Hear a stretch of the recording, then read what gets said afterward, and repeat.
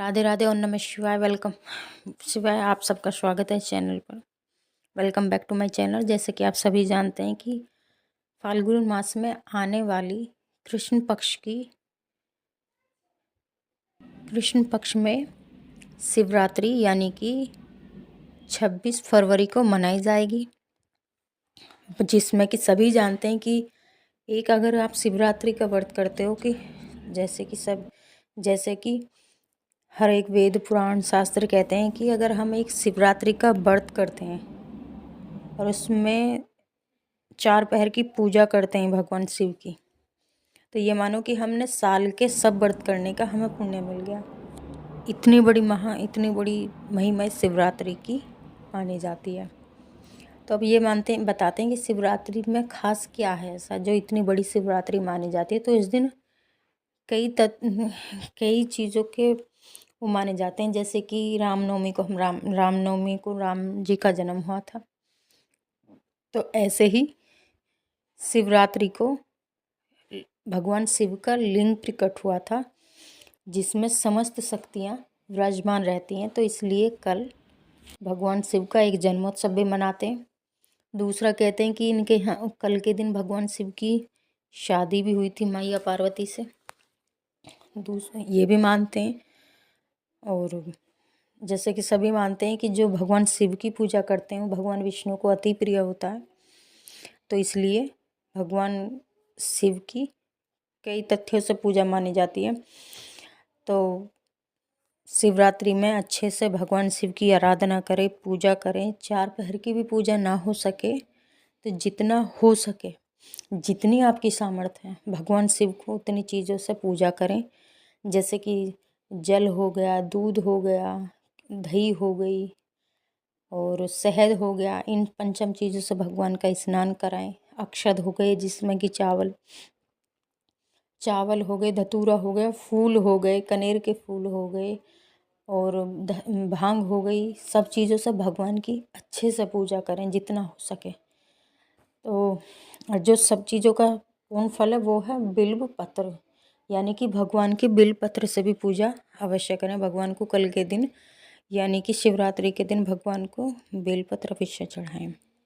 दूसरा है कि और जैसे कि कुछ लोग होते हैं कि जो खुद शिवलिंग का निर्माण करते हैं।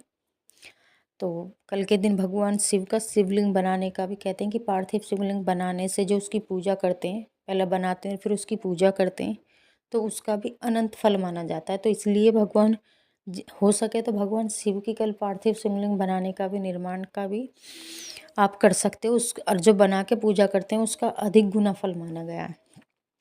तो दिन में करें, दिन में जो बनाएं फिर उसका जो शिवलिंग बनाएं फिर उनका विसर्जन करें, और रात को जो बनाएं उनका आप सुबह में विसर्जन कर सकते हैं।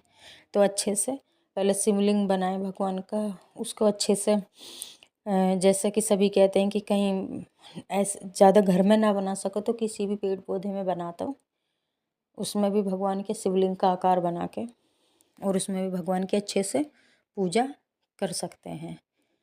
और जैसे कि सभी कहते हैं कि भगवान शिव की जो शिवरात्रि के दिन होती है वो ज़्यादा जो मान्यता मानी जाती है वो मानी जाती है रात का जागरण। यानी कि हम रात में अगर भगवान शिव के लिए जागरण करते हैं, यानी कि जागते हैं और उनका नाम जप करते हैं, तो उसके बराबर और कोई फल नहीं हो सकता। तो इसलिए अगर हम पूरी रात भी ना तो 12 बजे तक तो हमें अवश्य जागना चाहिए और भगवान शिव की आराधना अच्छी करनी चाहिए। जितनी हो सके उतने पहर की भगवान शिव की पूजा भी करनी चाहिए, क्योंकि जब ही हमें शिवरात्रि का पूर्ण फल मिलता है। जब ही तो कहते हैं शिवरात्रि, यानी कि जब हम रात्रि में उसका जागरण करते हैं, भगवान शिव की आराधना करते हैं, तब हमें पूर्ण फल उसका प्राप्त होता है। तो अगर हम रात्रि में पूरी रात्रि भी जागरण ना कर सके, जाग ना सकें, तो कम से कम हम 12 बजे तक ज़रूर भगवान शिव का जागरण करें, कीर्तन भगवान नाम का जाप करें जितना हो सके। और जितनी भी कहते हैं कि कल के दिन भगवान शिव का लिंग होता है, तो जो शिवलिंग होता है कि तो उसमें ही समस्त शक्तियाँ विराजमान होती हैं। तो इसलिए भगवान शिव के मंदिर जाएं, अच्छे से भगवान शिव के अभिषेक करें और बेलपत्र अवश्य चढ़ाएं, क्योंकि कोई और चीज़ चढ़ाओ या मत चढ़ाओ लेकिन बेलपत्र भगवान को ज़रूर चढ़ाना और अच्छे से भगवान की पूजा अर्चना करना। बस यही है, भोले बाबा एक ऐसे भगवान है जो बहुत जल्दी खुश होने वाले हैं। वे और भी नहीं हम पर बन रहा है कि जल लोटा, हमने एक जल लोटा और भगवान शिव को अगर हमने बेलपत्र भी चढ़ा दिया तो वो उसमें भी बहुत प्रसन्न होने वाले हैं। और दूसरा, भगवान शिव को कल बेल ज़रूर चढ़ाएं, क्योंकि कल के दिन बेल चढ़ाने का भी बहुत महत्व है। तो भगवान शिव को बेल चढ़ाएं, फल फूल चढ़ाएं, फ्रूट चढ़ाएं, मेवे चढ़ाएं, सब चीज़ों से भगवान का अच्छे से भोग लगाएं, चढ़ाएं शिवलिंग पे। और सबसे अच्छी बात है कि बस मन शांत रह के भगवान का नाम जप करें जितना हो सके अंदर ही अंदर, और बस अच्छे से आराधना करो, रात्रि जागरण करो, मेन तो वही है। और जितना हो सके बस उतना भगवान शिव की आराधना करना। ओम नमः शिवाय। राधे राधे।